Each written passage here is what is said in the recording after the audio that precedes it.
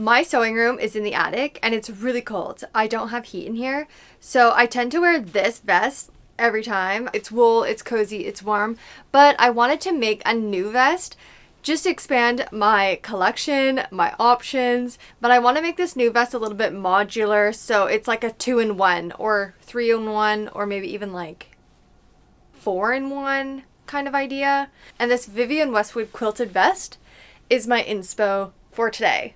If you're new here, my name is Eleanor and this channel is all about sewing inspiration, sewing community, and trying to encourage people to use more sustainable ways to create clothes and fashion, like mending our clothes so they last longer, upcycling clothes that we thrift, and buying local or thrifting fabrics like the project for today. I just need to actually grab the fabric. Okay, this is one that I know I want. I really need to organize my shelf. I saw it earlier. No, I don't know where it is. Oh, this one. Is it this one? Yes, it's this one. So this one I thrifted and it's actually an old tablecloth. And this one I bought locally from the market. And I see this gentleman every Friday. He's super nice, but it's just a basic brown twill cotton. I just love the color combination of brown and blue. Brown is very trendy right now, so I think it will be a good addition to the closet. To make this vest, I actually already made the pattern pieces the other day, so we're going to be using this front panel and this back panel. Now you may think the shoulder is very long, but let me show you the drawing to give you a better understanding of this modular vest idea. This is the idea. You can see the Vivienne Westwood inspiration from the photo I showed earlier with the shoulder seam coming to the front and tying here rather than tying on top of the shoulder. And I want the front panels and the whole back panel to be all their own like separate unit and only attached by ties. I don't want to sew the panels together. I want to tie all the panels together. That way I can make every panel one side brown, the other side blue, and I can just flip a panel. Get where I'm going? First, let's make a quick little draft just to be sure that the pattern and all the proportions are right, because I didn't do that yet. Because it's officially December, I started listening to Christmas carols. And the first Christmas album I always start with every year is Justin Bieber, the Deluxe Mistletoe album. It's just so good. I am a believer, no shame. Immediately, I know I have to trim the neckline. It's like so not fitting well. I think I'm gonna trim down like an inch off of it. Other change I want to make, I want to bring this lower. I need my pen. I'm gonna mark this. This I want to drop down maybe to like here kind of thing. Also, should we add pockets? A patch pocket? Is that like a vibe? Honestly, yes. This is my filming setup and my outfit today. I just thrifted these. I think they're called carpenter pants, but I love. Anyways, this is the pattern draft. I decided to just do a whole new one. This is the front, the pocket, the back. Here you can see I extended a bit and I cut away the back neckline. And to keep all my curves super consistent everywhere, I ended up making this template. Now all the curves on every piece will be the same. Yes. I finished the second mock-up and I added a pocket so we can see how it looks. Okay, this is way better. I think we nailed it. I think it's actually a good size. Yeah, like I can put my hand in it.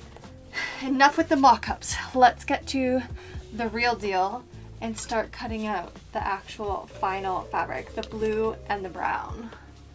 I'm so excited.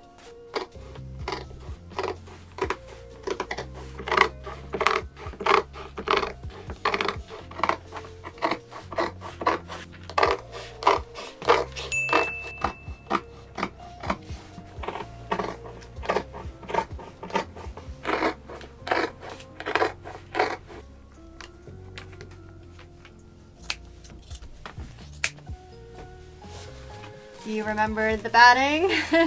I've been using it quite a lot recently. I really love the effect it gives, but we're going to add it to this as well. I'm still trying to decide if I want to like cross hatch it or not. I have officially cut everything. We got the blue the brown, and I ended up cutting all the straps out of the brown only because I had a little bit of fabric left and this finished it off really nicely. And I thought a full brown vest is very like chic. So now we can get to sewing. I think I'm just gonna start with the straps.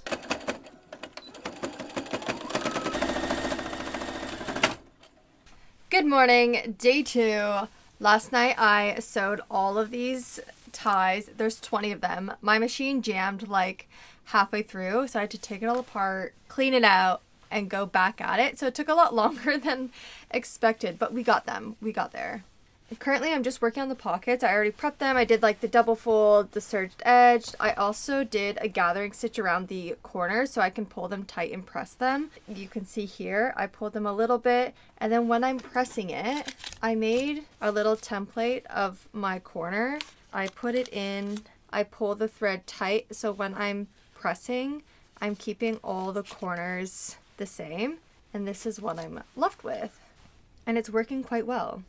I have 3 more to do, and once that's good, then we can start with the actual vest.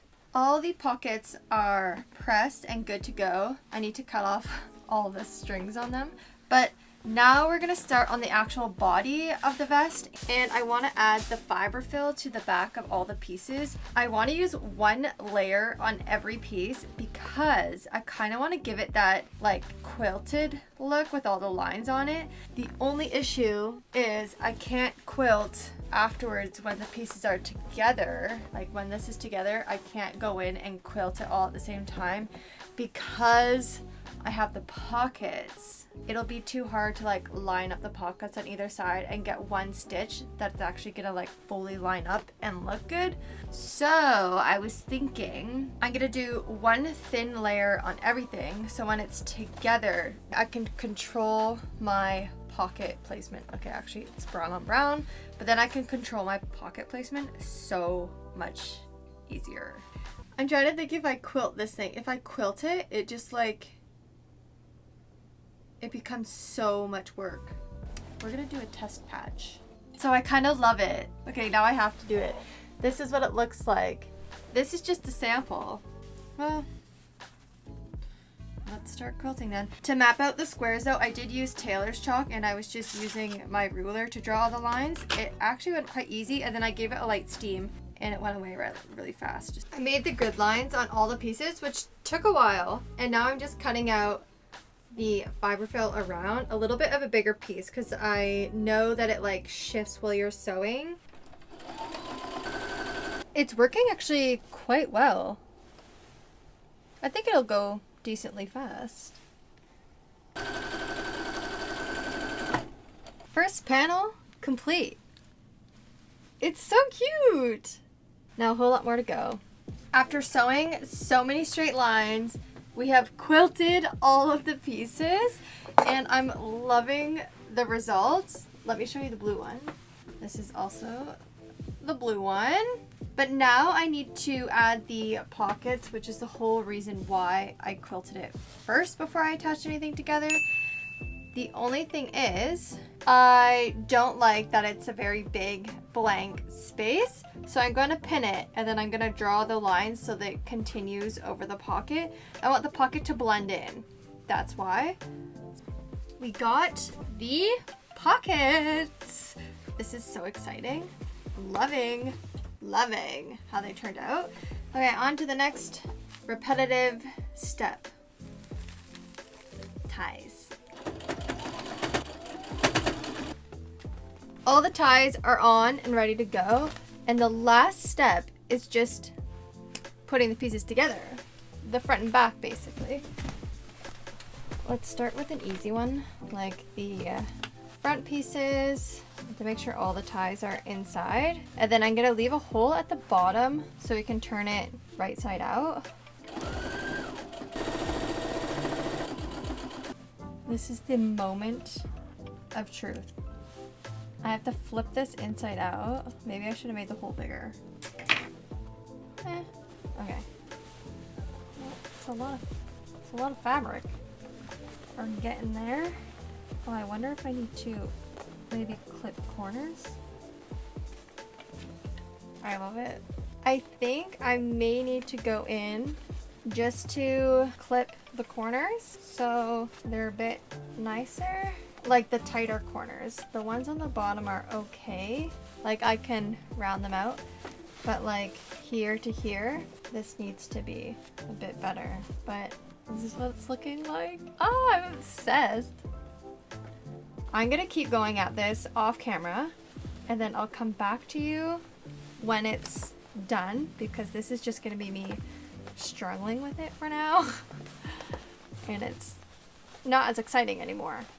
So let's just jump to when it's styled and looking cute. That took a while, but this is the final vest and I'm so happy with it. And this is it all tied up. I'm loving it. I also love how adjustable it is, that you can just make the side wider, and the pockets, they're blending right in, which is perfect. Exactly what I wanted. The full 360. Now earlier in the video, I said you could wear 4 different ways. So obviously the first one is all brown.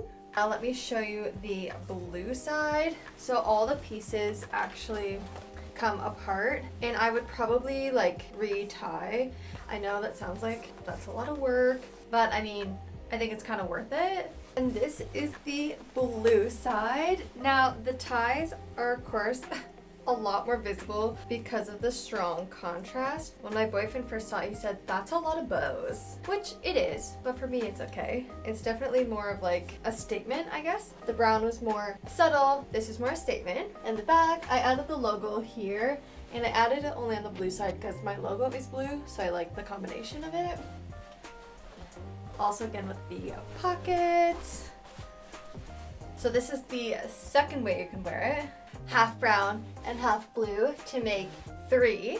And then of course we do vice versa, which makes 4. And of course, let me know what you think down in the comments. Would you wear it? Do you like it? And I will see you next week. Bye!